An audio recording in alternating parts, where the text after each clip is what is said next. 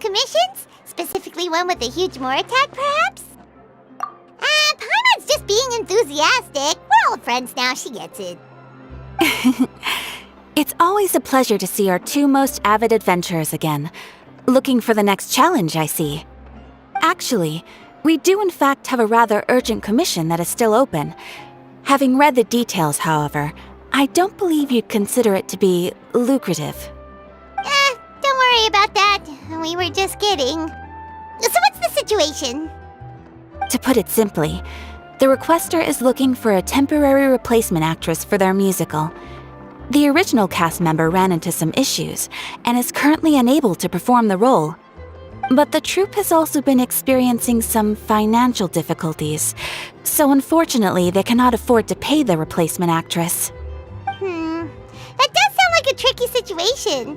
So basically they're looking for a volunteer? That's right. Our adventurers reached out to many actresses, but none of them were willing to take the job. There are only a few days left until the performance. If they can't find someone in time, they'll probably have to postpone the show. And delays tend to create all sorts of new problems. Got it. Oh, this one's a doozy. What do you think, Traveler? Any ideas? Even if we took the commission, neither of us have any experience starring in musicals. If you're interested in helping, why not start by having a chat with the requester? He's right over there. Maybe you can't fill the role yourselves, but you might be able to help him figure out another solution. Maybe there's something he hasn't thought of. Oh, it's that guy, huh? No wonder, he looks like he just ate a sour lemon. Paimon approves, let's go! Hello there, are you the guy looking for a new actress? Wait, I know you two! Are you really willing to act in my musical? Wow, sounds like we're pretty famous in Fontaine already. But to answer your question, neither of us have any experience in musicals. But we heard that you're in a bit of a bind, so we figured we could at least try to help you think of a solution. Ah, I see. It's okay. I knew that asking for a volunteer was a long shot. If we can't find someone to step in, we'll have no choice but to cancel the show. It would be such a shame. That's the thing. We're not some high-profile theater troupe, just a group of amateur enthusiasts. All our sets and props are very crude. We're grateful enough just to get an audience, never mind ticket fees. If we had a way to make this profitable, things might have turned out differently. But now, it looks inevitable that we'll disband. Disband? You're splitting up the troupe? Oh, I guess the lady at the Adventurers Guild didn't tell you? Yeah, this is supposed to be our final show together as a troupe. One last show.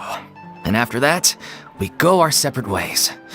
So we were really hoping to end on a high note. Nobody wants things to just fizzle out. Not after all the time and effort we've invested into it. Yeah, the leading lady, in fact. She's been dealing with a chronic illness ever since childhood, and unfortunately, it flared up again recently. It really drains all her energy, so she's in no state to perform. The show just won't be the same without her. But for everyone else's sake, I still hope we can find a way to hold the performance on schedule. Got it. We have a clearer picture now. Let's see if we can come up with any ideas. What if we sponsored the show? Traveler, how much more are you carrying? Please, there's no need to go that far. I wouldn't feel right asking such a huge favor, and I can't promise that we'd ever be able to pay you back. Good point. If the actress just goes through the motions for the Mora, that's not exactly rescuing the show. We should find someone who will put on the best performance possible. Oh, wait! What about... you know who? That's how you know we're the best of partners. Anyway, she should have all the free time in the world right now. She's really good at performing, and she was once super popular with the crowd. Performing in a musical should be a piece of cake for her. Who are you thinking of? Sounds like someone famous. Her! You're... That was a joke, right? Nope. Paimon doesn't actually know if she's performed on stage before, but Paimon's pretty confident that she'd be really good at it. You're not wrong there. She has actually performed in a number of big-name shows before. They were one of the reasons she was so popular. But even if she's no longer the Hydro Archon, it's not like she's suddenly a commoner. She's still an idol to many people in Fontaine, including myself. I just think Lady Furina might feel a bit out of place in an amateur troupe like ours. Well, yes, but... Fair enough. I mean, if she was actually willing to, then of course I'd be honored to have Lady Furina star in our show. I'm sure the rest of the troupe would be delighted too. I'm sure everyone in our troupe has probably dreamt of performing on stage with her one day. Of course, it all depends on whether she's interested. She might consider this opportunity beneath her. No point in stressing about that. We'll only know if we ask her. And besides, things are different now. There's no reason for her to be all high and mighty anymore. Thank you for your help. I guess I'll just stay here and wait for the good news. Good luck. Wait, where does Furina actually live nowadays? She used to live in luxury at the Palais Mermonia, but she's, moved out, right? As it happens, I have her current address here. I can provide it to you. Woo! When did you get here? I came over when things were starting to sound more promising. I thought I should be at the ready in case my assistance is needed. It is my duty to support commissioners in any way I can. Thank you, ma'am. Thank you so much. Well, now that we've got the address, we'll go find Furina. Back in a jiffy.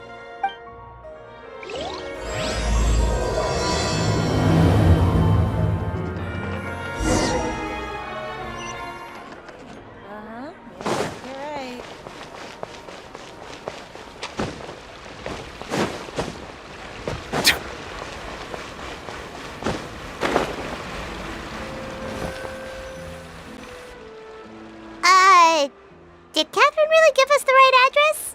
She lives here? Not that there's anything wrong with this place, it's just, a bit of a step down from the Palais Mermonia. You know, it's common courtesy to make sure the homeowner isn't in earshot when you're denigrating their abode. Ah! Okay, when did popping on a thin air become all the rage? First Catherine and now you? I was just out on a shopping trip. I ran out of macaroni, so I went to grab a few more bags.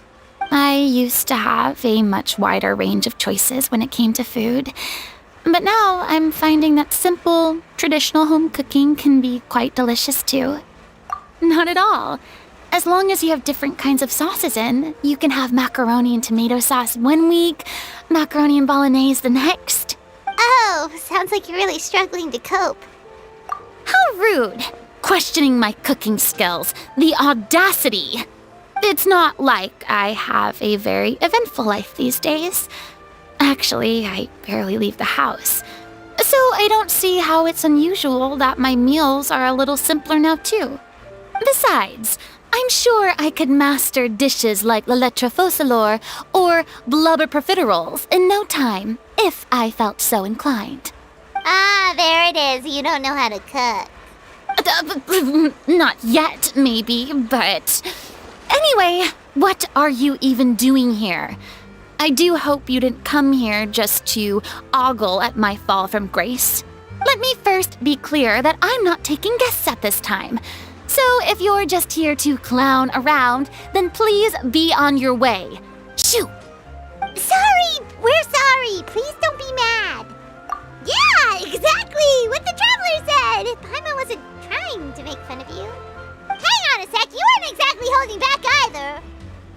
My help? Well, maybe you're forgetting that I'm no longer the mighty Hydro Archon. I don't even have a vision, you know. Don't worry, it's nothing that serious. It's just very specific, and you're the one with the power to help. Oh? Well, if that's the case, then fine. I'll spare you the lecture about your attitude just now. So tell me, what specifically makes this matter so specific? I see. I knew you couldn't have come all this way just to amuse yourselves at my expense. After all, I was once the brightest star in all of Fontaine, well versed in all the various performing arts. A mere musical is well within my capabilities. But given the present circumstances, I'm afraid I must regretfully decline your casting request. How come? It sounds like this would be a breeze for you. True, but I have made a decision to retire from the stage. Although I am no longer required to play the role of the Hydro Archon, the time I spent inhabiting that character has left an indelible mark on me. Centuries of pretending to be a different person changes you completely. I'm not the same person I once was. Of course, that can't be undone now. It's too late, and I have no intention of reinventing myself all over again. But at least I can say that I no longer desire to play any new roles. Paimon can understand, but this is just a one-off part to fill in for someone who's sick. Surely that's okay. Whether it's a one-off or not, it's a boundary that I've committed to no longer cross. If I make an exception to the rule now, I'm just leaving a back door for myself, which would be the same as not having a boundary in the first place. So I'm not going to perform, and that is that. Okay, guess there's no convincing you. Well, is there anything else we can do to help out the troupe? Otherwise, they'll just have to disband without any fanfare. Do you know any other actors who might be interested in the role? Nope. Short and to the point, okay. I've never been great at maintaining relationships. Besides, anyone I've ever worked with probably couldn't wait to get rid of me. Since I'm just an ordinary person now, they'll probably just laugh in my face if I go asking them for help. True, but I mean, could you even blame them? I show up out of the blue, begging and groveling for their help with a show they won't even get paid for? Ooh, no way. I'm dying from embarrassment just thinking about it. Nope, not happening. Well, is there anything else we can do? This performance really means a lot to the guy we're working for. Have I not made myself clear? You're barking up the wrong tree. I don't want this job, nor do I know of anyone else who would. Sorry. I didn't mean for that to sound so harsh. I wish I could help, really. But if I thought I had the answer to this problem, I would have said so by now. It's all right, Furina. Paimon just wanted to make sure we tried everything. Oh, everyone in the troupe will be so disappointed. Yeah, I guess that's all we can do now. All right, then. We'll see you around, Furina. Toodaloo to you, too. I'm going home to take a rest now.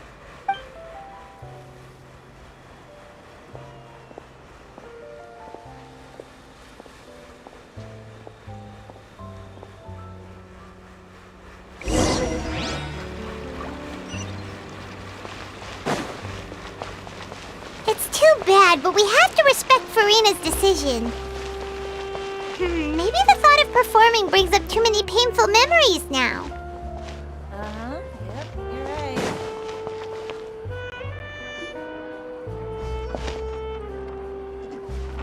Huh? What's going on? Are they arguing? That's besides the point. I'll ask you again. Why did you start looking for a replacement without my consent? When did I tell you I'm going to take a step back? You didn't need to say it. We've known each other for how long now? We know the signs. But you never tell us about your illness, even when it's clearly flaring up. And that gives you the right to make a decision on my behalf? Shortly after you left, the troupe's lead actress came to the Adventurers Guild. She believes that she's healthy enough to perform. Excuse me, but can you both take a moment to discuss something else for now? The adventurer assigned to your commission has returned. Sorry, I was just dealing with a little misunderstanding. So, how did your conversation with Furina go? Sadly, it's a no from her. We tried to persuade her, but she wasn't having it. She doesn't want to play the role for personal reasons. I see. Well, circumstances have changed a little, so maybe that's not such bad news after all. You see, our leading lady has just informed me that she's well enough to make it to the show after all. Staging the musical with the full original cast was always the dream, of course. Oh, right! Sounds like everything worked itself out then. Yeah, she'd be livid. We'd get the scolding of a lifetime. Jeez, is Lady Furina really so harsh with people? Only joking, calm down. So, guess we can consider this case closed now, huh? Despite the fact that we failed to complete the commission, we were still racking our brains for ideas on the way back here. Look, there's no point arguing with you about this anymore. You've made yourself very clear, so I'll stop looking for a replacement. This is the last chance we have, though. If your illness flares up again, there won't be time to find anyone to replace you. So, are you absolutely sure you'll be able to handle it? The whole team is putting everything they have into this final performance. We have to make sure it goes ahead. Yes, I'm completely confident. I've been taking a new medication from the doctor, and it's working brilliantly. I'll definitely be able to tough it out until the performance day. I share everyone's desire to commemorate all our years as a troupe with a proper farewell show. So the last thing I want is to be left out. Every one of us thinks of this troupe as their home, myself included. You're right. I'm sorry. I let myself get too worried about the show. I should have asked for your permission first. All's well that ends well. Sounds like the show will go on. Sure.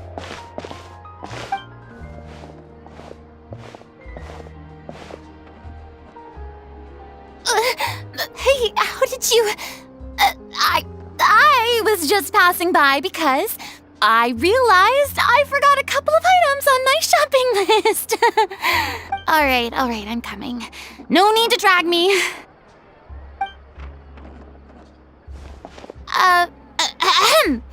Hello, one and all. I couldn't help but overhear your conversation just now. Furina? Didn't you say you were gonna take a rest at home? What are you doing here? I was just ever so slightly concerned about the situation you mentioned.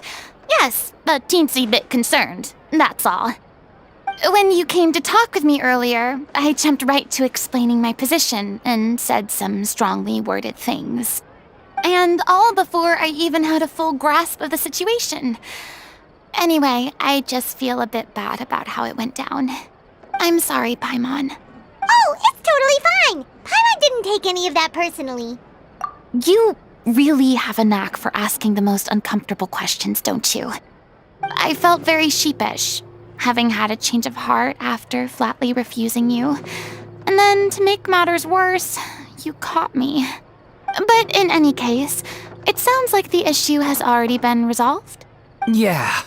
When they said they were gonna ask for your help, I almost had a heart attack.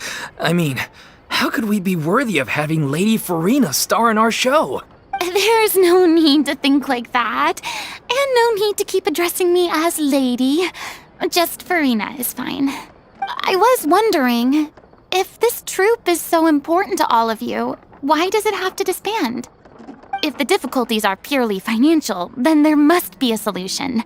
You could put the shows on pause while you look for a sponsor, for instance. Everyone seems so devoted to the troupe. I'm sure if you keep chipping away, you'll find a way through. We all want to believe that, but some things are just beyond our control. Everything's been going downhill ever since we lost our director. She was the heart and soul of our troupe. She kept us going. Her name was O'Reilly, and she was the founder as well as the artistic director of our troupe. And tragically, she was a victim in the serial disappearances case. What? That's actually how I recognized these two. It was all thanks to their efforts that the true culprit was brought to justice. But still, no sentence can bring our director back to us. She was a loyal fan of your performances, Miss Furina. They were what first inspired her to get into musical theater. She rallied many people around her who were destitute or had lost their sense of purpose in life, and convinced them to join her troupe. She wrote her own scripts, acted on stage, and mentored each and every one of us. People loved our performances back then. We seemed to be going from strength to strength. Things were really looking up for us.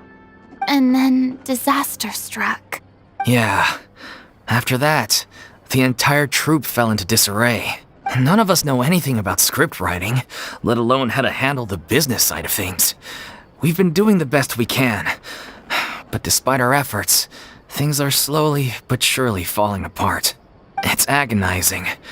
But ultimately, we'd rather end things now on our own terms than stick it out to the bitter end and watch all our dreams turn to dust. Oh. What a terrible waste.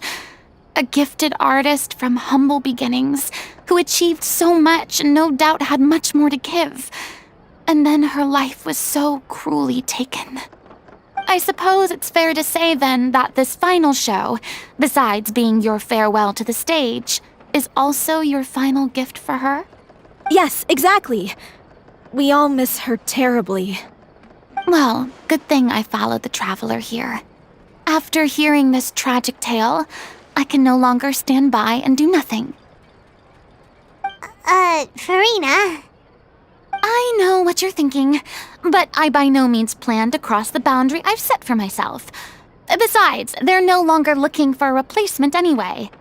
I can, however, provide some artistic guidance from the vantage point of a highly experienced audience member. But only if you feel this is something that would help, of course. Oh, most definitely! We'll take any guidance that you can give.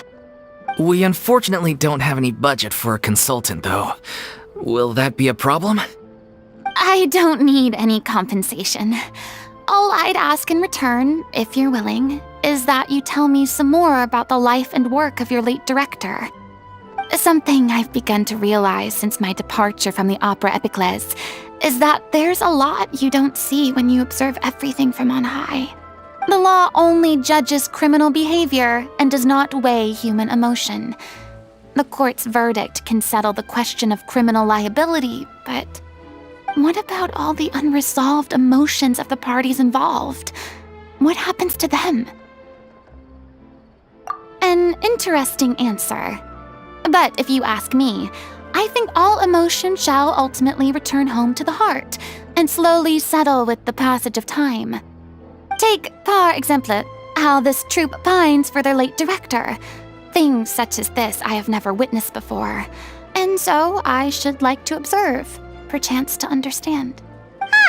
Still a fan of your old dramatic monologues then, huh? You just want to get back in on the action, don't you?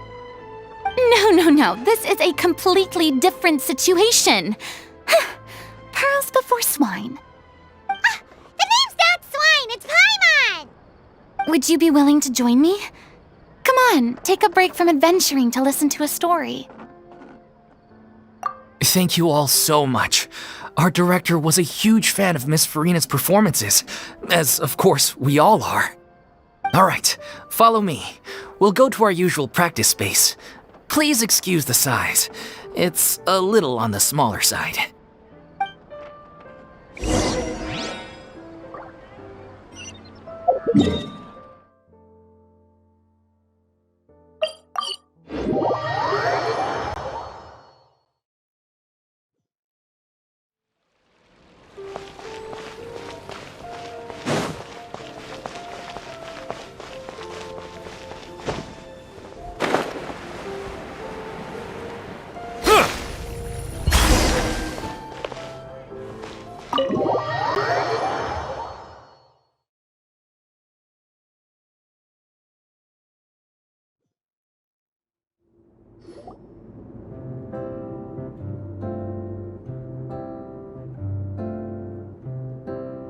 Huh?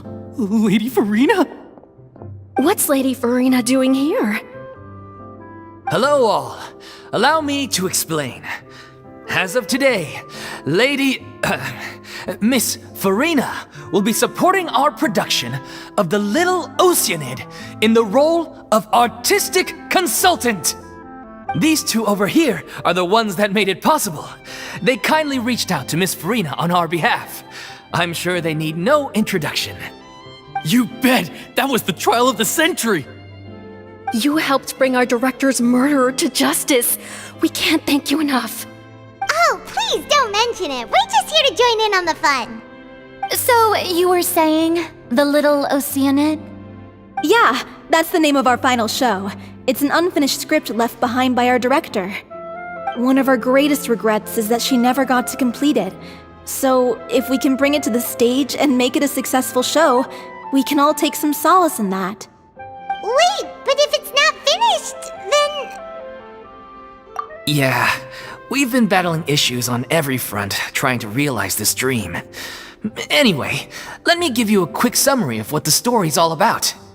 The protagonist of the story is a young Oceanid who transforms herself into human form, despite the protests of her family. She longed to live just like any other human, and sure enough, she found friendship and even love. Everything seemed perfect. But one day, her true identity was exposed, and her world came crashing down around her. So far, so good. A classic tale. What happened after that? That's one of the issues we've been trying to deal with. Unfortunately, this was as far as the director got with her script. We need a proper ending so we can bring this musical to the stage, but people have different opinions on which direction to take it in. We still haven't decided between a happy ending or a true-to-life tragedy. By true to life, you mean the director's sudden disappearance? Yeah, like they say, truth is stranger than fiction. But then there's the question of whether we really want to use the stage to pass our raw pain onto the audience. Exactly. A lot of the time, people come to watch a show just hoping for some light entertainment. We have to consider their emotional stake in this, not just our own. And one last thing. We're still waiting on confirmation from two of our main actors. The first is Paulo, who plays the protagonist's lover. He's locked himself away to focus on writing an ending for the script, but the deadline's passed and we still haven't heard from him. The other is Villemont, who plays the main antagonist. He took the director's death pretty hard. Hasn't set foot in the city since. He did write to us, promising that he'll be there for the final performance, but we haven't seen or heard from him since. So we're not really sure what to make of that. Although, now that we have Miss Furina helping us, maybe we should take the opportunity to get everyone back together. What opportunity? What do you mean? Maybe you're unaware, but your name has always been like a rallying cry for us. Our director was constantly singing your praises. All of us look up to you as a role model. Oh, stop! You're making me all flustered.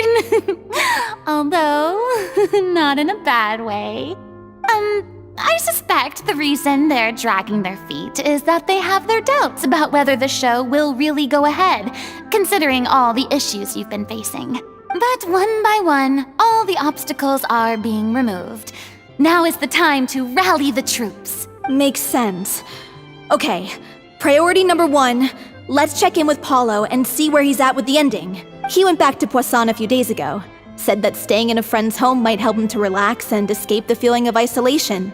I thought the last thing his friend would want right now would be to take visitors, given that Poisson was flooded not too long ago. But I guess it's the opposite. A friend in need and all that. Yeah, maybe he could use some company. Poisson? Nothing. I suppose my presence will be indispensable if we are to restore his faith in the show. So allons-y. To Poisson!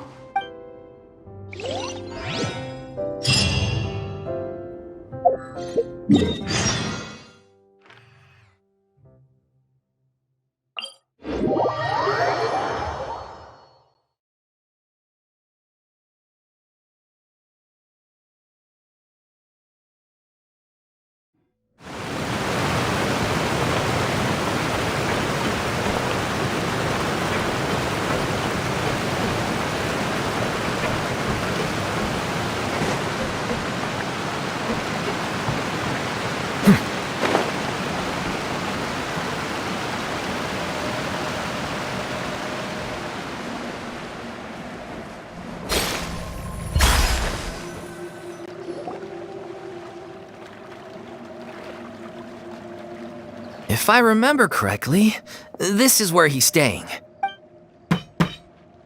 Who is it? It's me. Is the script ready? You came all the way here for that? Alright. Forget that for now. Just come on out. We've got some great news. Nice try. Look, just give me some time, okay? I'm just wrapping up this last part of the script. I'll be out once I'm done. Okay then. Looking forward to your masterpiece. So, as expected, he's missed the deadline. The ending is one of the most important parts of the show. Even once he's done, it isn't final until we've all had the chance to read through and make sure we agree on it. Someone told me they'd just seen you in Poisson. I assumed it was a case of mistaken identity, but sure enough, here you are. And Furina, too. I was wondering if we might run into her. So you're here for Paolo? Looks like he could be a while, so feel free to take a stroll around town in the meantime. I've made all the arrangements already. Oh, it's okay. We can just wait here. Thank you for being so considerate, Miss Navia. That sounds wonderful. We'll take that stroll. Get over here, you! How oblivious are you? How are things in Poisson now? Any better? Things are on the mend, but it's a slow process. Some people may never recover from the trauma they experienced. I'm sorry to hear that. I wish there was something I could do. Please, must our conversations take such a depressing turn every time we meet? We all have painful memories, but we don't have to let them cloud everything we do. And if you're trying to make a new start, perhaps it's best if you don't bring up the past all the time. Thank you for your words of comfort. You make a very good point. But for now, at least, I think I should stay with the way I'm feeling for a while longer. It's okay. These things take time. Moving on from a painful experience is easier said than done. Which brings me to why I'm here. I thought you should probably know that not everyone here is ready to forgive and forget after the Hydro Archon's inaction in the face of catastrophe. To avoid upsetting the peace, I told the townspeople that everyone here is a member of the theater troupe, and that you are just an actress playing the role of Furina. It's not a perfect solution, but hopefully it means you won't have to lie low while you're here. That's so thoughtful of you, Navia. Well, what do you expect? I am the courageous and considerate president of Spina di Rosula, after all, like my father before me. Anyway, that was all. Look after her now. Off we go then. Let's take a look up there. I don't have any friends that I can be frank and honest with, so maybe she's right. You're the closest thing to friends that I have.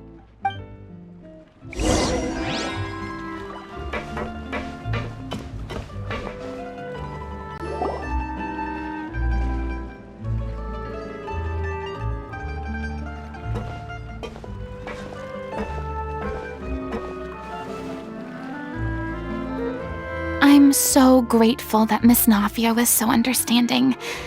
To be perfectly honest, I didn't know if I was ready to meet her. It's always easiest to just run away from your problems.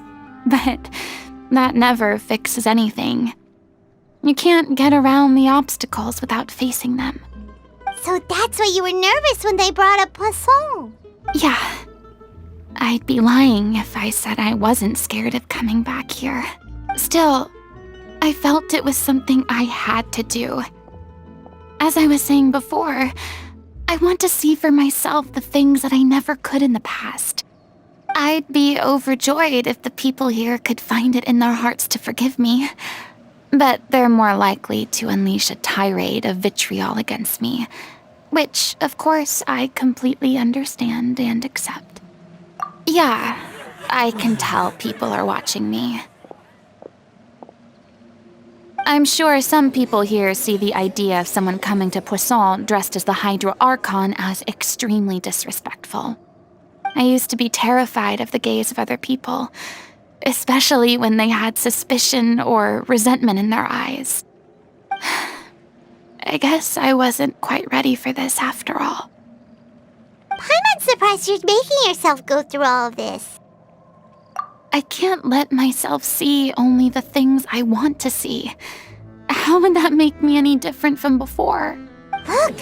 There seems to be a crowd gathering over there. Probably time we made a move.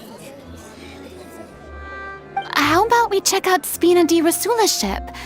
We should have a view of the whole of Poisson from there.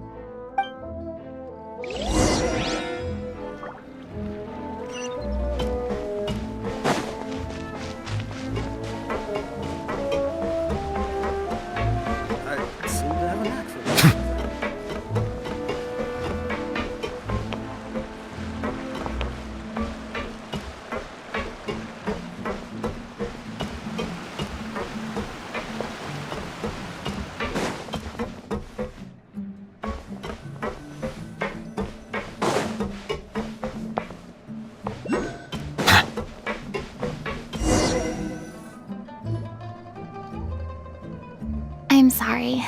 You probably just wanted a relaxing stroll, and here I am dumping all this heavy stuff on you. We don't mind. It's actually refreshing to see a different side of you. Great. Well, I appreciate your company, so please don't disappear just yet. I don't know whether you can tell, but the years of suffering and loneliness aren't the only reason I have a hard time facing up to who I used to be. As I stand here by the ship, I can't get the images of the rising water out of my mind. One after another, people were taken by the water. All those treasured lives and memories washed out of existence in an instant. They thought their God would protect them. They had absolute faith that when disaster struck, a divine power would save them from harm. And all the while, I played my part to perfection to convince them that was true. But then the floodwaters finally came, and the Hydro Archon did nothing. You shouldn't look at it like that. You were only doing your duty. I've had to go through so many moments like that for the sake of protecting the truth. As time went on, it got harder and harder to bear, and I became more lonely and isolated. Eventually, I realized I had nothing left except the truth. I became terrified of completely failing in my task, and was haunted by the thought of being left all alone, weeping on my throne. Fortunately, we were able to avoid the worst-case scenario thanks to the help of heroic individuals such as yourselves. Everyone rose to their responsibilities, and I finally regained my freedom. But on some level, freedom also means no longer being needed. I have no further use to people. I would have never imagined you'd see it that way. Reward? I guess so. Back then, I didn't even dare to dream about having someone to confide in. I was scared of someone recognizing me for who I truly was, and exposing the secret I swore to protect. Believe in the Furina you see on stage. She is the one you can trust. I had to keep all my feelings, all my curiosity about life to myself. No one could be allowed to know. That's what I really meant when I said I'm no good at maintaining relationships. So that's where you were coming from. Paimon totally thought you were just a bit of a diva at heart. Could you please get off my case? I don't know what's gotten into you today. I'm making an effort here. You could at least try to do the same. I do. I once had nothing but the truth, and now I'm finally free to live my own life again. And even though I have no idea where I'm going right now, at least the choice is in my hands. All right, it's about time to head back. Paulo should have finished the ending by now. Sure. Okay, let's head back and check it out.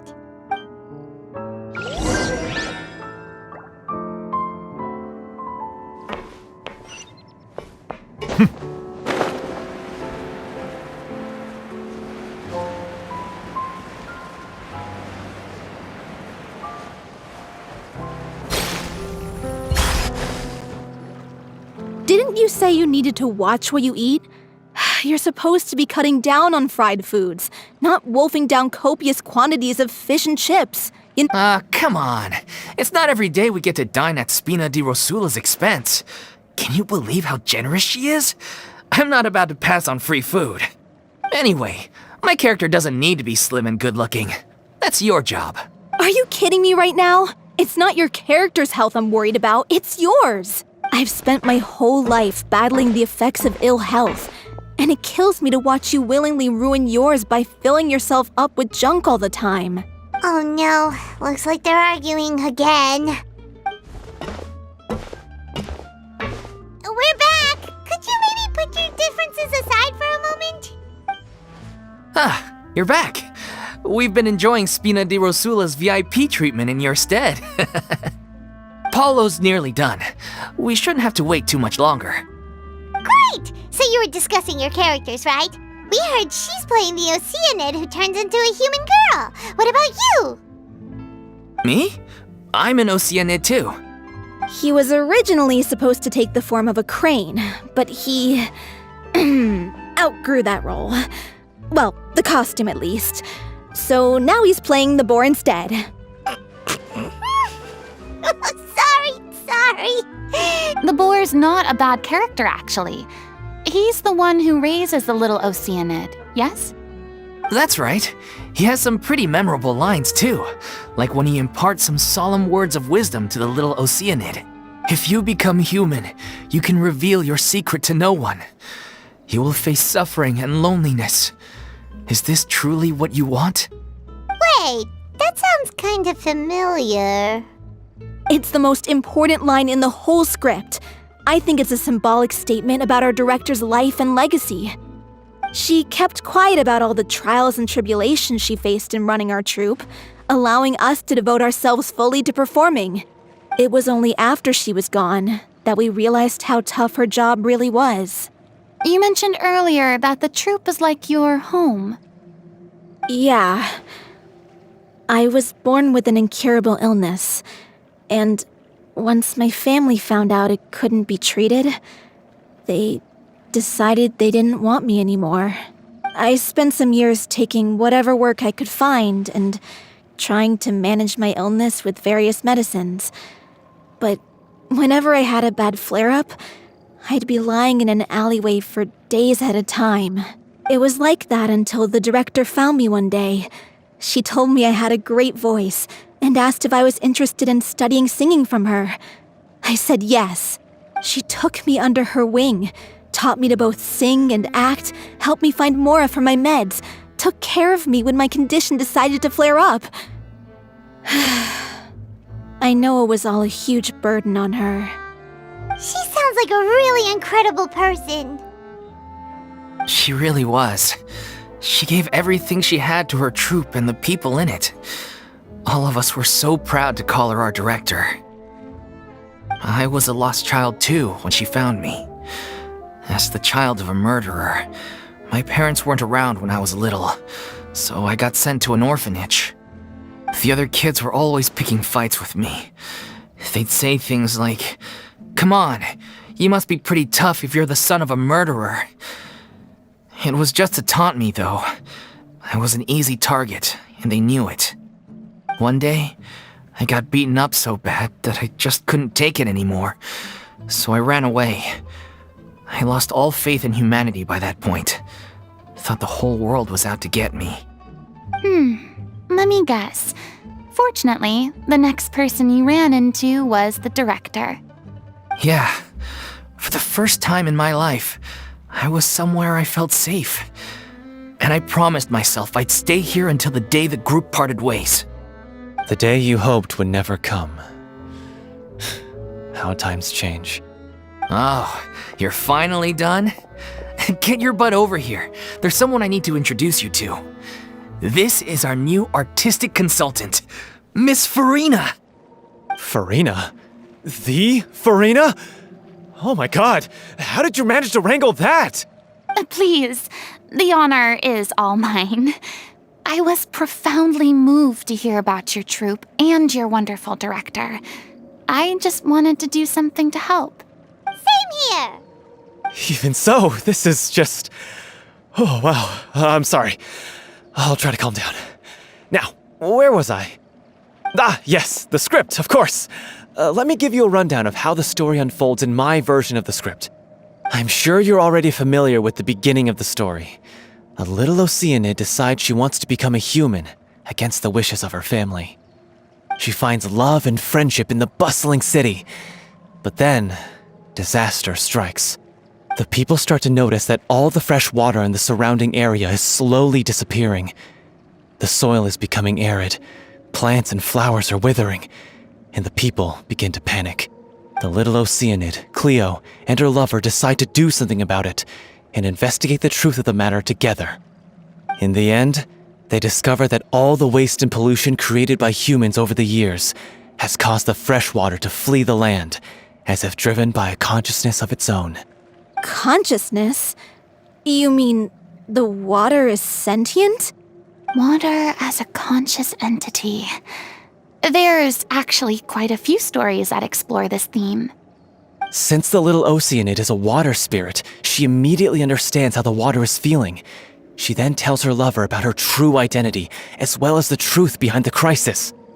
Her lover accepts her for who she is, and works with her to find a way to bring the water back.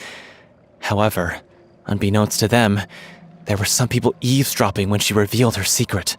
The Little Oceanid is accused of being directly responsible for driving the water away, and faces the greatest dilemma of her life. And then? In the end, she makes the brave decision to sacrifice herself to save her lover, and the rest of humanity. Huh? But didn't they all treat Cleo like a villain? Why would she want to save them after that? Well, she mainly wanted to save her lover, plus everyone who'd stood up for her. Through her love for her human partner, she was able to find an even greater love, one that extended to all of humanity. Surely the biggest strength of Cleo's character. There's actually something else that bothers me. You know the protagonist is supposed to represent the director, right? And she never had the chance to become a hero in our world. If we're serious about dedicating this show to her memory, we should make the ending as true to life as possible. What about if the Little Oceanid is hounded to death by people who hate her, her lover makes sure her secret never gets out, and humanity continues down the path to extinction? That sounds like too cruel of an ending to me, and perhaps a little irresponsible to present to the audience. That ending would be a perfect mirror to Director Aureli's death, both arbitrary and meaningless. On the day when she went missing, Director Aureli had instructed us all, somewhat out of the blue, to leave the court of Fontaine and wait for her outside the city. We waited and waited at the rendezvous point, but she never came. By the time we returned to the city, she disappeared without a trace. We looked for her. The Gardamex looked for her, but she was nowhere to be found. Increasingly, all the signs seemed to point to her being the latest victim in the serial disappearances case. The director was the kindest soul in the world, yet she was senselessly sacrificed for the sake of a so-called experiment by someone who had nothing to do with her at all. But doesn't the way she suddenly told you to leave the city suggest that maybe she had some sense of what was about to happen? It almost seems as if she was moving you to safety. I've been trying to follow up on that ever since, but all my efforts so far have turned up nothing. Villemont might know something, but he won't open up to me. Villemont? The one who's playing the role of the villain? Yeah. He's been overwhelmed by grief. I think the director's death hit him hardest of all. Grief? Guilt, more like. Also, I have a hard time imagining that anyone took it harder than me.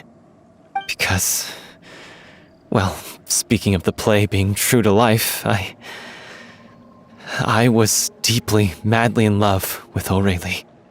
What? You kept that one quiet.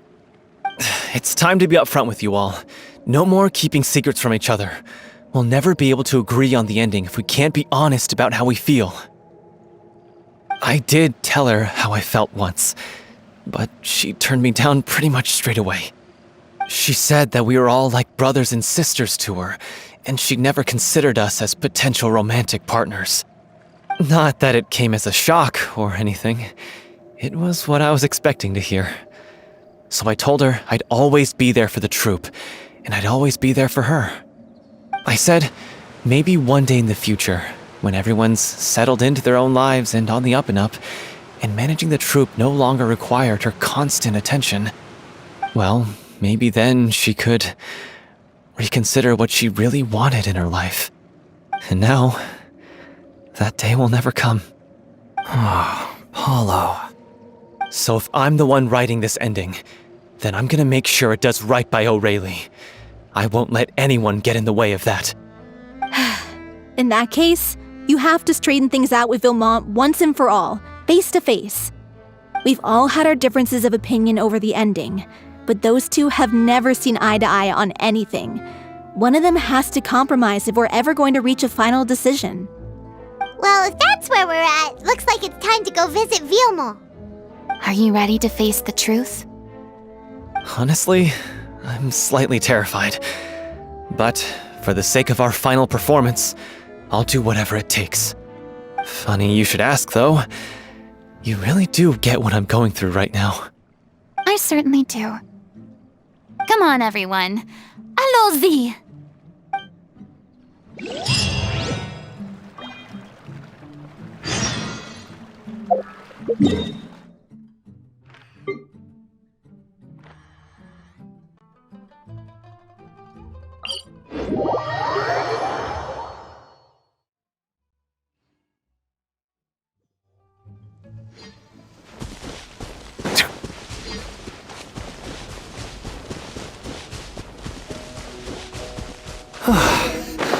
This is tough going. Delphi, are you sure you can manage in your condition? I could ask you the same question. Try to keep up.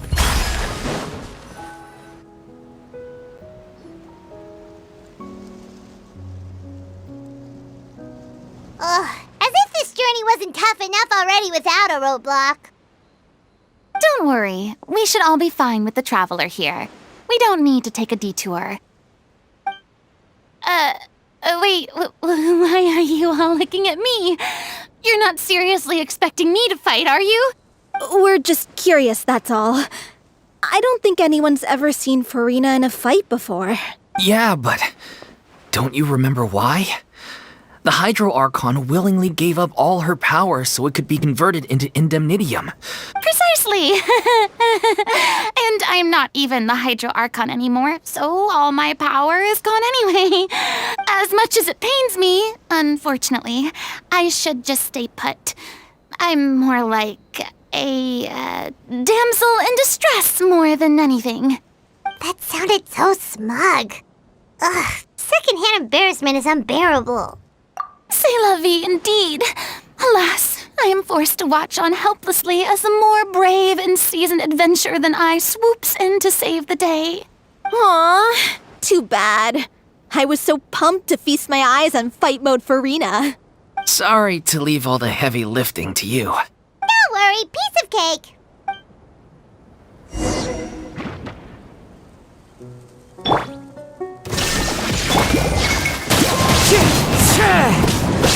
Bow your head. Shine! Bravo! Good show! You certainly live up to your reputation. Yeah, thank you. Anyway, the path is cleared now, so onwards and upwards.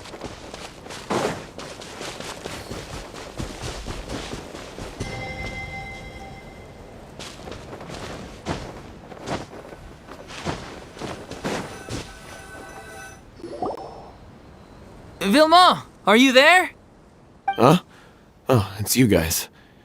Wait, what's Lady Furina doing here? I can explain. We've been rounding up the whole troupe.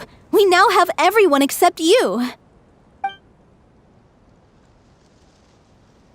So, you think knowing the truth about the director's disappearance will help you write an ending to the script that pleases everyone? I care just as much as everyone else about making the Little Oceanid a success. That's why I wanted to wait until after the show. If I open this can of worms now, I just don't want to make things difficult between us. We're supposed to be a unit when we're on stage. Fiamma, avoiding the truth will not help anyone. Unless you mean to suggest that Aurelie's death had something to do with you. I don't want to talk about it.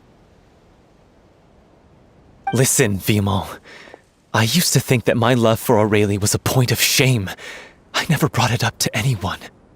But now, I've made up my mind to put it all on the table. I'm prepared to face everything, to sacrifice everything for the sake of the show. The Little Oceanid cannot be complete unless we do justice to Aurelie on an emotional level.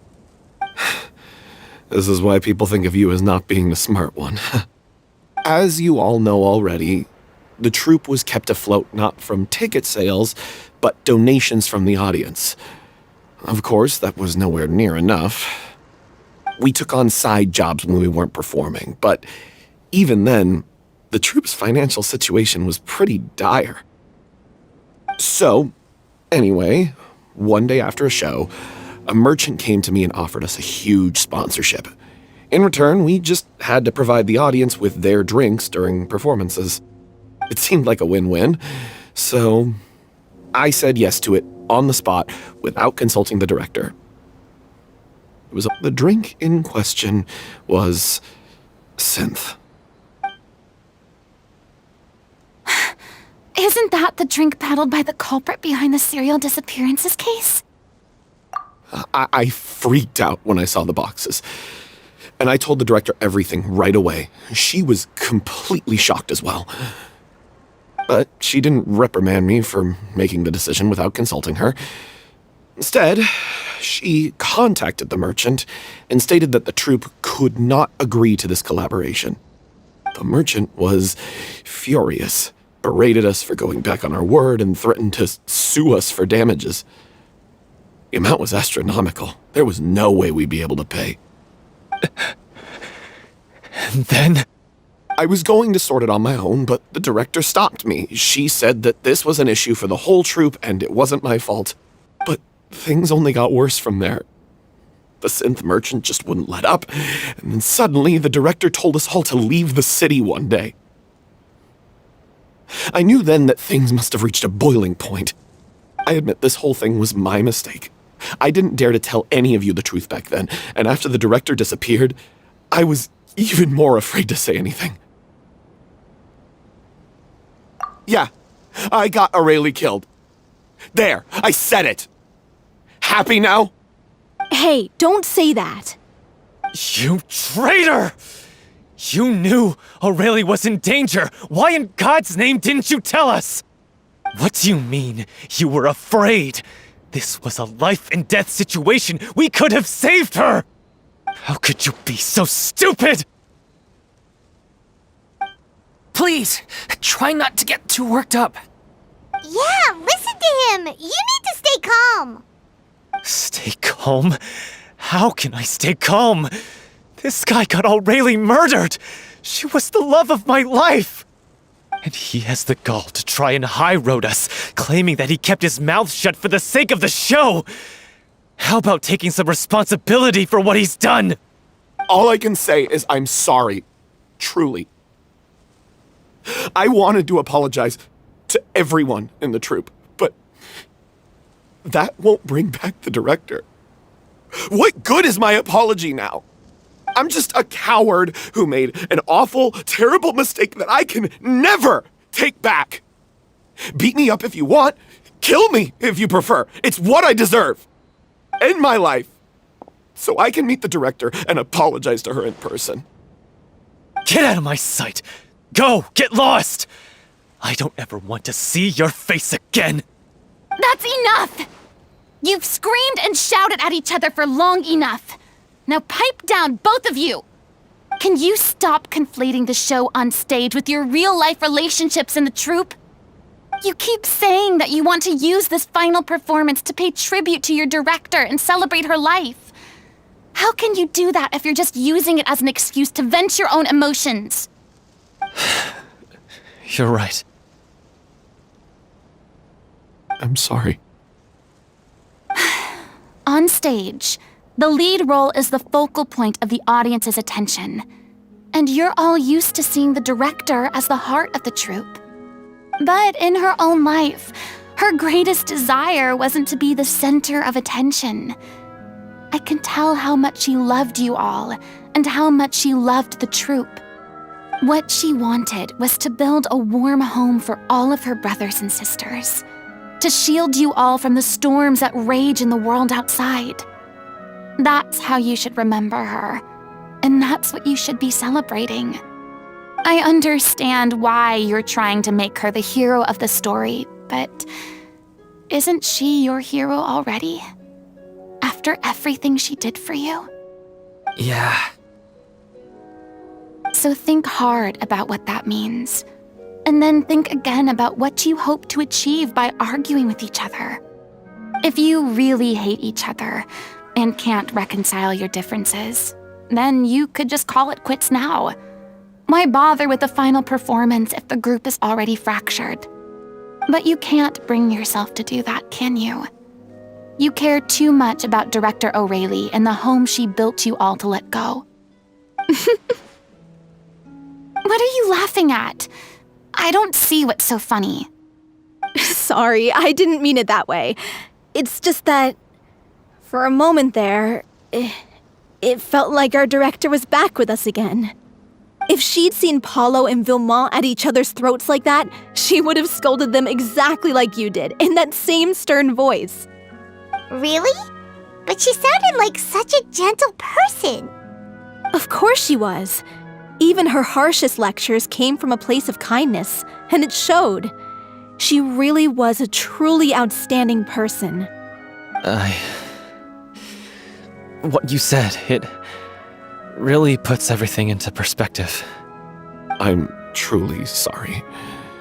I really meant for this to be a genuine apology, but I ended up making it all about me and my self-pity. It's all right. Let's save all this for after the performance. So, the ending. What are we gonna do about it? Clearly, everyone needs to take a step back for now and reflect on what really matters. When emotions are running high, things get lost in the fray. The end of the story needs to focus back on O'Reilly herself. She's the true star of the show. What do you mean?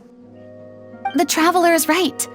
You once investigated that underwater synth base and recovered items belonging to the victims.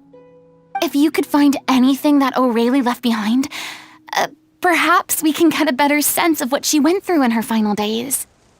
You really think that's possible? I trust that nobody would object to the ending of the story being based on O'Reilly's true feelings. No. Well, we'll leave this in your capable hands. Come, let's pay a visit to the Palais Mermonia. The rest of you, head back to the rehearsal location for now and wait for our good news.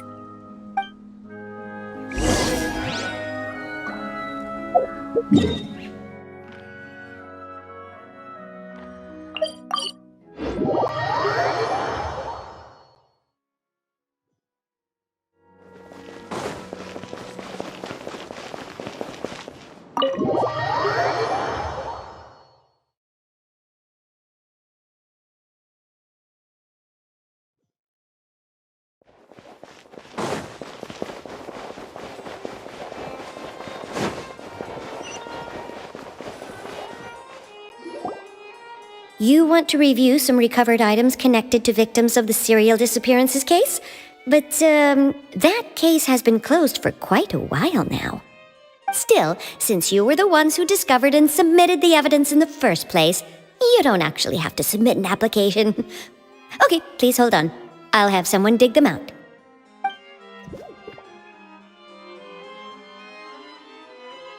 So, this is all O'Reilly left behind. Just whatever she was carrying on her person and this tattered old notebook. Hey! It's full of script lines! And sketches too! Looks like they show where the different props should be placed on stage. Let me take a look. Maybe there's something in here from after she was kidnapped. Aha! I found something. To whoever discovers this diary. Let's see. Looks like she kept a detailed record of her captor's actions. She even mentions the truth behind the experiments on dissolving young women. If we'd had the chance to examine this notebook carefully back then, it would have been a conclusive piece of evidence proving Vacher's guilt. Vacher took so many lives.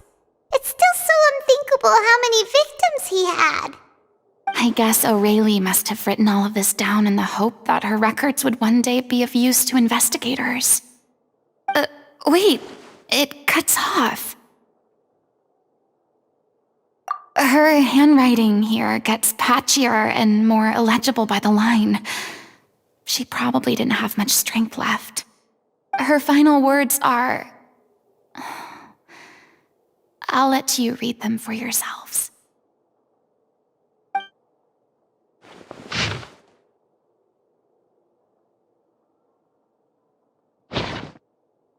She was so terrified.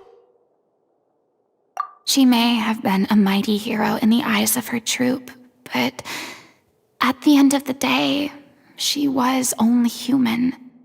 I can't bear to think how painful and lonely her final days must have been. Wait. This part on the last page sounds strangely familiar.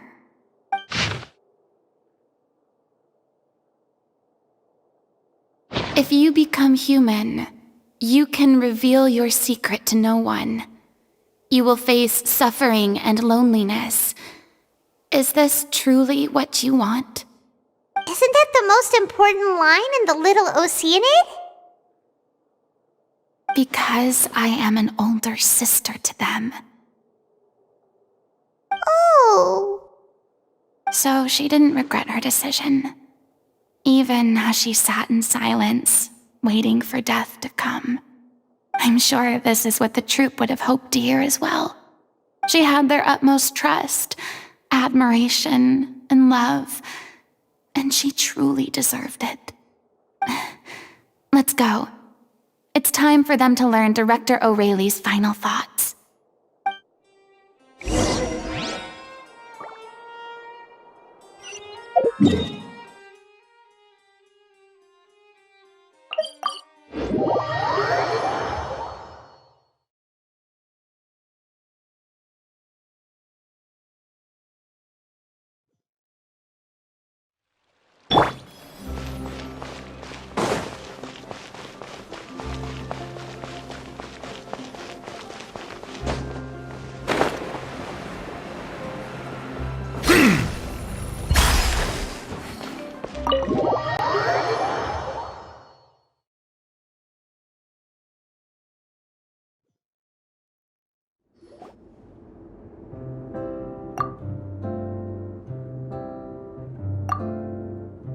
She deserves a hero's farewell. If that's the only way to convey to the audience the courage and selflessness that she showed in the face of death, then it's a meaningful way to end the story. Even in the last moments of her life, she was still leaving a trail for others to follow. She did her best to protect as many people as possible, even if it meant sacrificing herself. We know what choice our Little Oceanid would have made now. I don't think any more discussion is necessary. Well, Vilmont, if we put the past aside for now, do you think you can bring yourself to go ahead with the show? I will channel all my regret and put it into my performance, to make this a show worthy of our director. I won't ask for your forgiveness, and you don't need to worry about my feelings. This final farewell show should be about Director O'Reilly and her alone. Then it seems like we've reached a consensus. I have a feeling that this will turn out to be the most mesmerizing performance of your lives. Really? How can you be so sure when you've never even seen them perform before? Don't underestimate my experience.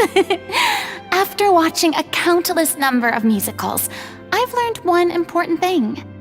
If you want to move the audience with your music, you must fully commit and immerse yourself in your role, pouring all your emotion into your performance.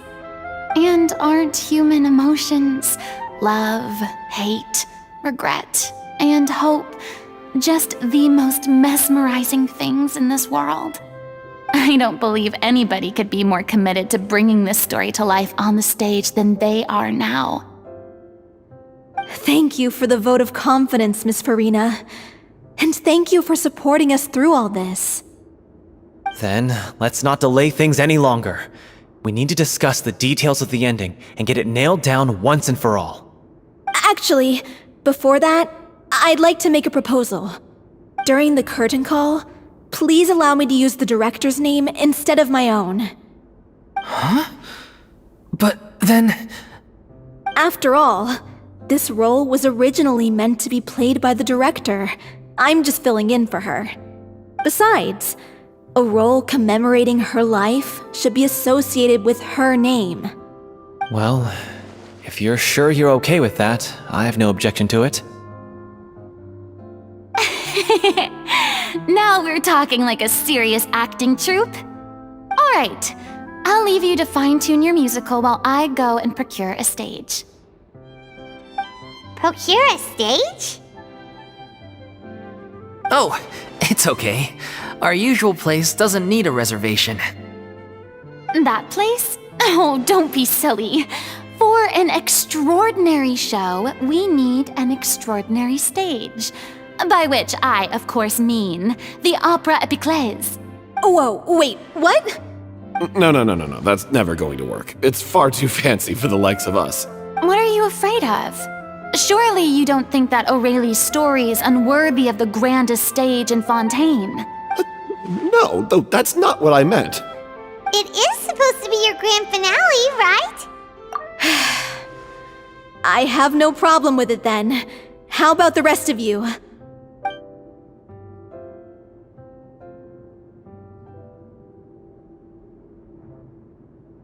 I'll take your silence as a yes.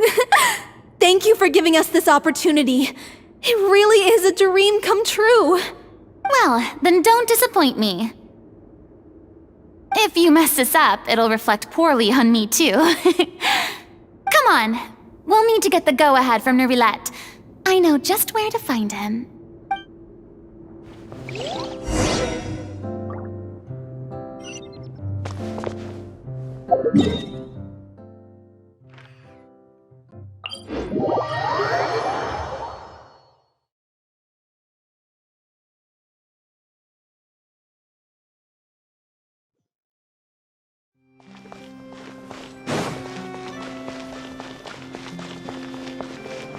Hey, look at that!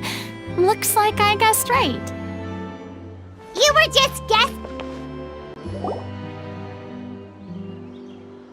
I knew you'd be here. I'm here merely for a short break. It has been a while, Miss Furina. And you too, traveler in Paimon. What might I assist you with today? I would like to book the Opera Epiclese for an event. You see... I understand. The process for booking the Opera Epiclese is complex and can be somewhat cumbersome. But given that the request is coming from the three of you, I see no reason to make things unduly difficult. The story of the Little Oceanid is most fascinating. I'm looking forward to seeing it performed on stage. I will say, however, that I am surprised to see your passion for the performing arts rekindled after all that has happened. Huh? What do you mean? Do I look excited? Yes. And this is the first time that I've seen you like this since your departure from deityhood. At first, I just felt bad about rejecting them. So I wanted to learn a little bit more about their situation. But one thing led to another, and... well, here we are. In the past, we sat in our high chairs in the court, giving our opinions on isolated cases, all while knowing very little about the human stories behind each and every one. Maybe it's because I finally become an ordinary person and gained my freedom, but I've developed a great sense of curiosity about their lives. I am truly delighted to see you find a new lease on life. Now that you've regained some confidence, have you had any thoughts regarding a return to the stage? Why would you suddenly ask a question like that? Well, if the Little Oceanid turns out to be a great success, it will no doubt become a classic. Many theater companies are certain to add it to their repertoire. The experiences and decisions of the protagonist Cleo are all modeled after your own. Naturally, this makes you eminently suited to playing the leading role. It would truly be a shame if you did not take this opportunity to allow audiences to enjoy your outstanding acting talents once more. Haven't I already made myself clear? I won't act or perform in any role ever again. No exceptions. Nor do I think it is any great shame. There is no lack of fine actors or inspirational stories, either on or off the stage. This experience is a case in point. I feel like I've learned a lot, and it has already been well worth the price of admission. I must admit, though, I'm a little envious. They're quite fortunate to be able to bid farewell to their past in such a magnificent manner. I see. Well, I'm glad to learn that you have found a role to play that you enjoy, be it on the stage or not. I sincerely hope the show will serve as the grandest of finales. I will have my staff book the date and mail the relevant paperwork to the troupe once the details are confirmed. Thanks, Nervalet. You are very welcome.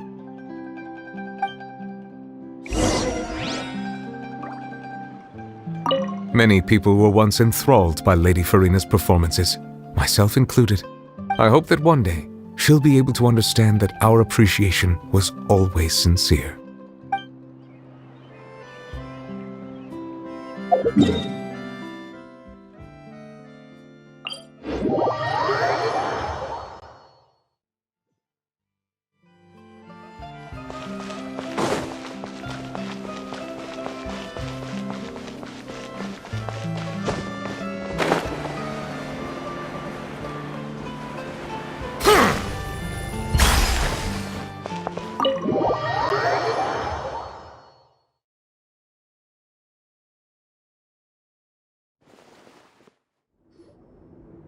Good news, everyone!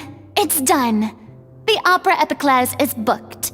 Thanks to my eloquent and impassioned speech, Monsieur Nervalet was moved to provide us with a fitting stage for this special performance. We've had to fight every step of the way for this opportunity, but we now have all of the ingredients necessary to stage a truly spectacular performance.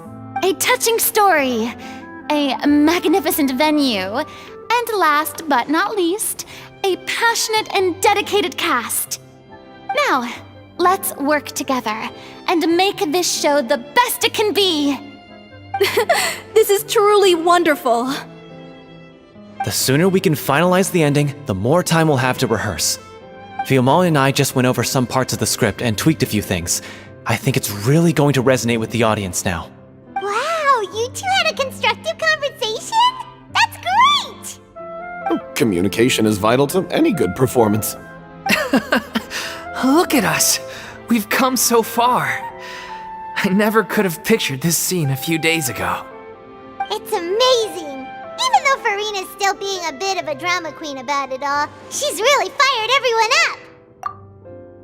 Please feel free to give us any comments or suggestions you have. We really value your input. Hey, Loic, get over here. Time to practice the opening number.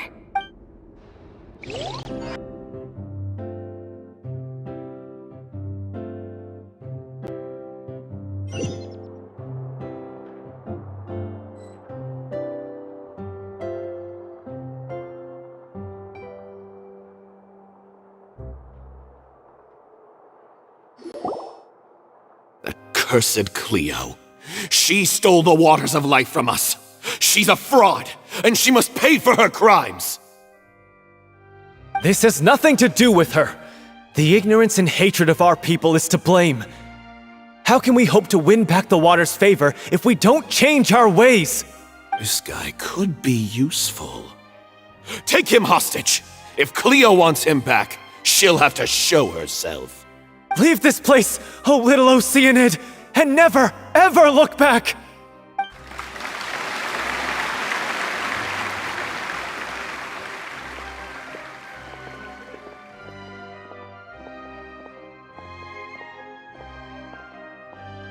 Everyone's really throwing themselves into their roles.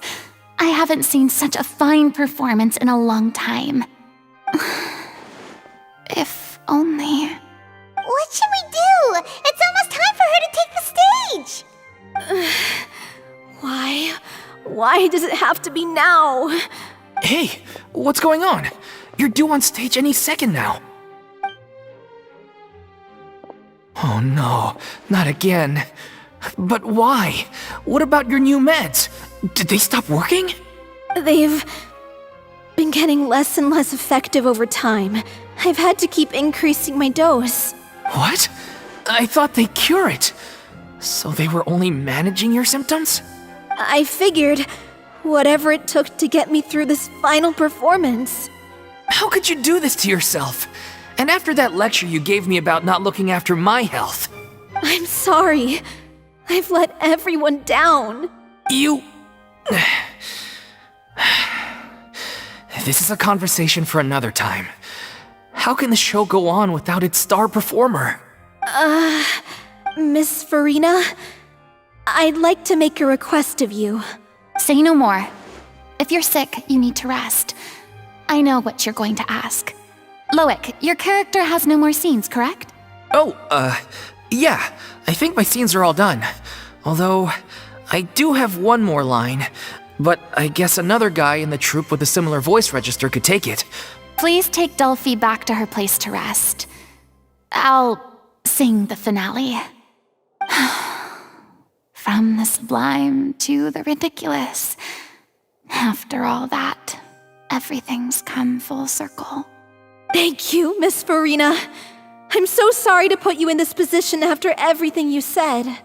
Never mind. What's done is done.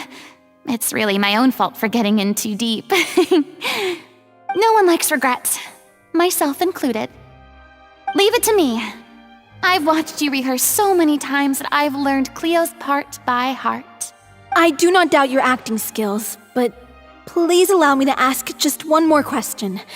After all, this show is dedicated to the life and legacy of our director. What, in your opinion, is the reason Cleo shines so brightly? It's her pure heart. Despite all the pain and loneliness she had to endure, she never once stopped believing in the beauty in this world. Well said. I leave Director O'Reilly in your hands.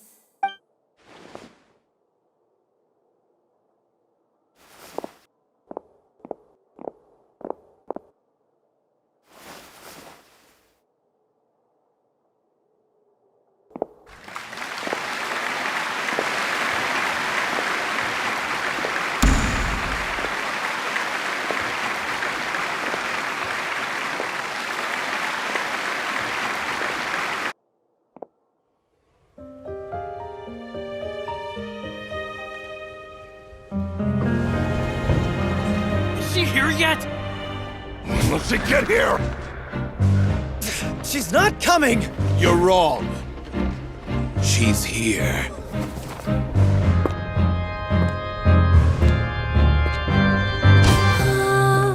Si je pouvais vivre dans l'eau, le monde serait-il plus beau? Me pardonneras-tu, ô chère mère?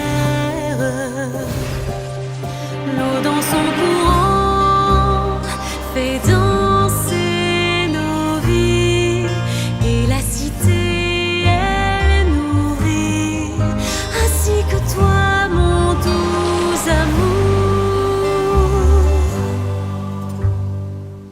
But what about your wish? My wish.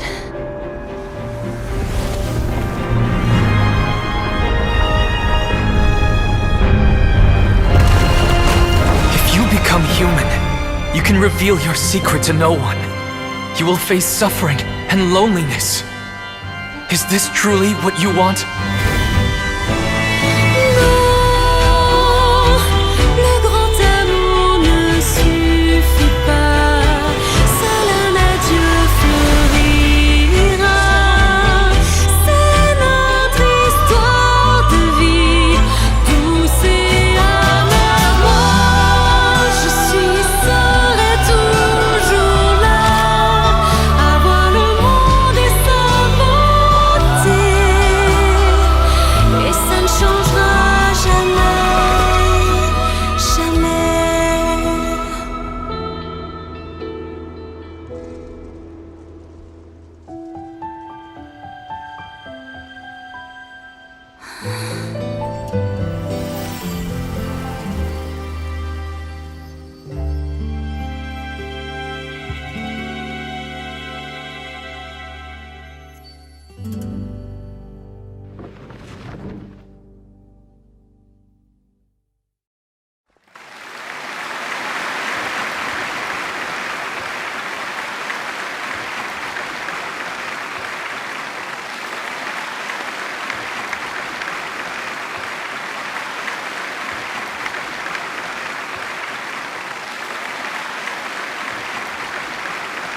Is it just me?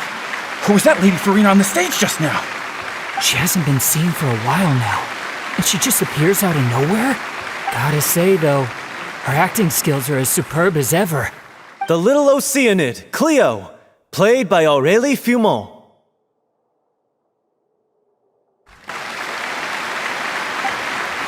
Wait, that's not her name. What's going on? I don't know, maybe it's just a doppelganger. I've spent a lot of time out of the spotlight, and they didn't use my name during the curtain call either. Hopefully, not too many people recognized me. It's too bad that I had to break the one clear rule I'd managed to make for myself, even if I had no choice. Still, I have to admit that, despite everything, it felt good to be back on the stage again. Finally, we would like to give a special thanks to our artistic consultant and event coordinator, Miss Furina. Hey, that's not what we agreed on! Oh, so it was Furina after all. She's back! Honestly, what is he doing? He should have run that by me first. All right, calm down, don't be mad. This was a group decision. We just didn't want your contributions to go unacknowledged. After all, it's been the rule in Fontaine since ancient times that everyone's work, visible or invisible, is equally deserving of recognition. Yes, I know the rule, but it should still be applied on a case-by-case basis. I wasn't ready for this yet. It's no big deal. What's the worst that could happen? Oh, yeah? Well, since you think it's so easy, you can sign them for me. This is a great chat and all, but can we talk about that crazy thing that happened during the show? It nearly gave Paimon a heart attack. Paimon flew over to where she was supposed to be and was about to drop the prop vision, and then suddenly, a real one popped out of thin air! Oh, that. I've got no idea what happened there either. But hey, it worked pretty well, didn't it? I'll bet the audience has never seen such a realistic prop. Wait, what about Dolphy? I wonder how she's doing. Oh, let's go check on her as soon as we finish clearing the stage. Yes. Plus, she'll definitely want to hear how the end of the show went. If nothing else, we can safely say that we accomplished what we set out to do.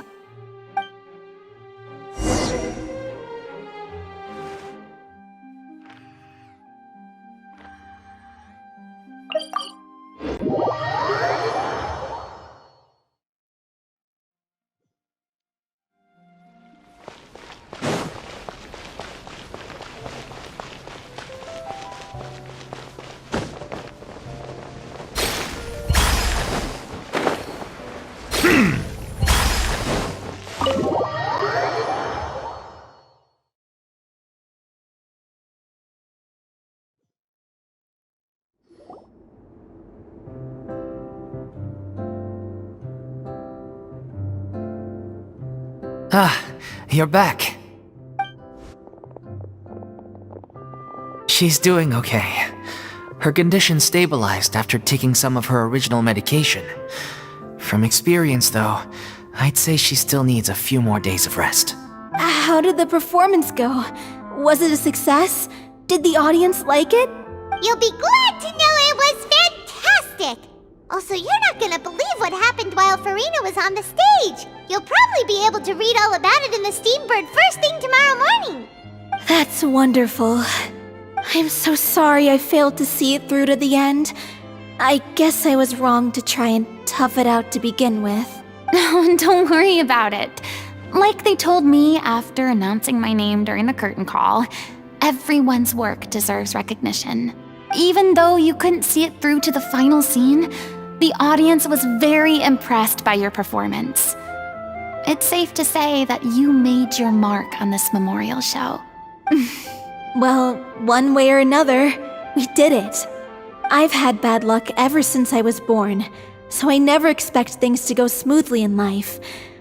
I'm just happy to know that we went out on a high note. That's all that matters. Blaming your bad luck again, are we?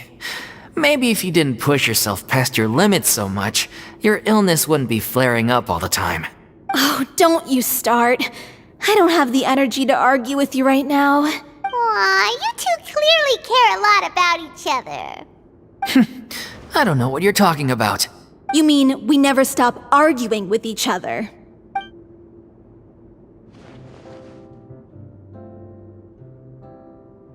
So, any plans for the next step? After the brilliant performance you put on, the reputation of your troupe is sure to spread through Fontaine like wildfire. You won't have to disband if you don't want to. You could capitalize on the rave reviews and license out the Little Oceanid to the bigger theater troupes out there. That would do wonders for your financial situation. No, we should still disband. Yeah, it's what we all agreed to. After all that's happened, I should give you guys some space. But maybe our paths will cross again one day. Hey, don't just walk off! I still want to keep performing, so I might join another troupe. After watching Miss Furina's performance, I think I'm starting to understand our director's infatuation with musicals. You should do it. It suits you. I'd originally hoped to keep performing too, but I don't know if my health will allow me to. Oh, so now you finally got your priorities in order. I guess I'll hold off until you've properly recovered as well. What about you, Miss Furina? Any future plans? Well, frankly, I think a return to obscurity is no longer an option for me. I'm sure a slew of consultancy requests will hound me wherever I go, until I finally acquiesce. You rather sealed my fate there with your special thanks at the end of the show. Sorry. It's quite all right. No need to apologize. What I meant to say is that this whole experience has shown me that perhaps I'm not as averse to a return to the stage as I previously imagined. Maybe Nervilette was right. Maybe Cleo is the right role for me. I still don't wish to pretend to be someone else, but I do have a desire to express myself. So, maybe the show will go on for me after all. Yeah. There was once a time when I was an actress in a masquerade, seeking only to hide the truth. But from now on, I want to spend my time learning real stories about real people and how they touch the lives of others around them. I want to watch them blossom and wither, see them refined on the page, retold on the stage, and remembered long into the future. I'm sure this is what captivated director O'Reilly as well. Sounds like you're ready to stop running from your true calling. The more you get out into the world, the more you'll discover what a fascinating place it is. Then it's a deal. If a vision is a gift from the gods, then I should do my best to honor it.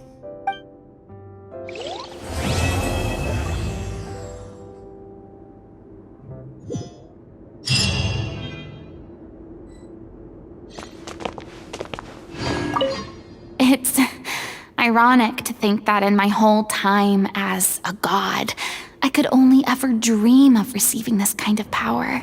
And now that the gods have given me their blessing, it actually feels more like I'm finally able to take my fate in my own hands.